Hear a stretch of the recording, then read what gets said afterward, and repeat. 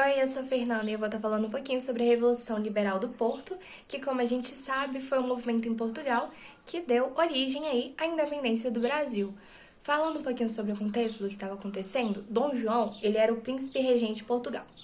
E aí estava rolando uma briga lá com Napoleão Bonaparte para Portugal desistir das relações comerciais com a Inglaterra, e ele falou: ou você rompe, ou então eu vou invadir o seu reino. Com isso, Dom João resolveu continuar com as relações, e não ele resolveu continuar com as relações, Napoleão, obviamente, cumpriu sua parte no acordo e invadiu Portugal com as tropas francesas. No ele invadiu Portugal com as tropas francesas, o Dom João VI resolveu fugir com a sua família para o Brasil. E aí, assim que ele chegou, ele já tomou uma série de medidas para dar uma certa autonomia no Brasil.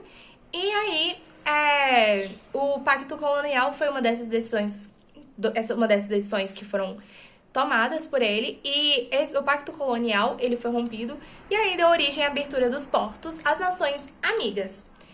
E então a gente também sabe que as decisões do Reino Português eram emitidas do Rio de Janeiro, e não mais em Lisboa, porque o príncipe regente estava no Brasil, não faz mais sentido que todas as decisões sejam tomadas aqui, ao invés de Portugal, onde não tinha um príncipe regente ou um rei lá para lidar com aquilo.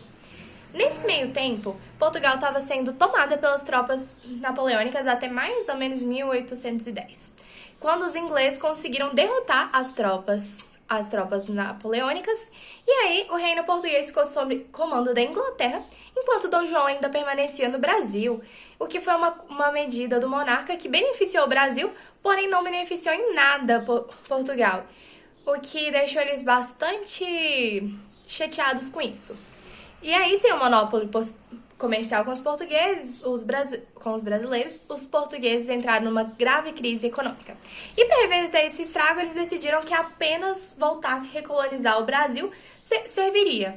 Eles tinham que recolonizar o Brasil de qualquer jeito para saírem daquela crise econômica, e para isso também Dom João deveria voltar para a capital, para Portugal, né? E aí, com isso, começou um levante militar na cidade do Porto em 24 de agosto de 1820. E aí, o reino português não tinha mais uma liderança, porque o rei estava no Brasil desde 1800 e tanto. E aí, os militares formaram uma junta provisorial do governo supremo do reino para lidar com todas as situações que estavam rolando ali no reino. Com isso, os participantes desse levante eram contrários à monarquia. Eles não queriam monarquia absolutista e eles pretendiam fazer reformas políticas que diminuíssem o poder do rei. E para eles mantessem a colonização do Brasil. Então eles queriam diminuir o poder do rei, que ele ainda continuasse ali, mas não tanto. E também queriam continuar com o Brasil sendo a colônia deles. E aí a Revolução Liberal do Porto logo se espalhou por Portugal, já virou uma febre, que contava com o apoio da nobreza, do clero e do exército português. Em setembro de 1820, o movimento chegou à capital Lisboa, formando um governo interino que convocou a Assembleia Constituinte, que ia trazer uma nova Constituição para Portugal. E aí a gente começou com as consequências da Revolução Liberal dos Portos. O que foram essas consequências? A força da Revolução Liberal do Porto mostrou para Dom João que, caso ele continuasse no Brasil, ele ia perder o reino português. Isso era claro. Era claro que nem o sol. E aí, para se manter como rei do Portugal, ele decidiu ir voltar para Portugal, porém ele deixou seu filho, Dom Pedro I, no Brasil. Então, ele estava lá em Portugal, enquanto esse seu filho estava aqui. E ele até teve uma frase bem marcante dele que falou: Pedro, o Brasil brevemente se separará de Portugal. Se assim for, põe a corona sobre a tua cabeça, antes que algum aventureiro lance a mão nela. Reassumindo o trono português, o Dom João VI foi obrigado a jurar fidelidade à Constituição recém-promulgada em 1º de outubro de 1822. Com isso, não apenas o retorno do monarca para Portugal e sua submissão à coroa, a permanência, eles achavam que só isso não bastava. O Dom João não podia só jurar, aquilo lá não era o suficiente para eles. Eles queriam que Dom Pedro voltasse à corte portuguesa, voltasse a Portugal. Contudo, as elites coloniais foram muito bem beneficiadas enquanto a família real estava no Brasil. E eles decidiram que o príncipe, Dom Pedro I, poderia continuar tranquilamente lá, não seria de nada aquilo. E aí, no dia 9 de janeiro de 1822, Dom Pedro declarou que se for para a alegria do povo, ele ficaria. E esse dia entrou para a história como o dia do fico. E aí, enquanto Dom Pedro estava no Brasil, as ordens de Portugal não teriam valor imediato. Antes que elas entrassem em vigor, elas deveriam ser sancionadas pelo príncipe regente, que era Dom Pedro.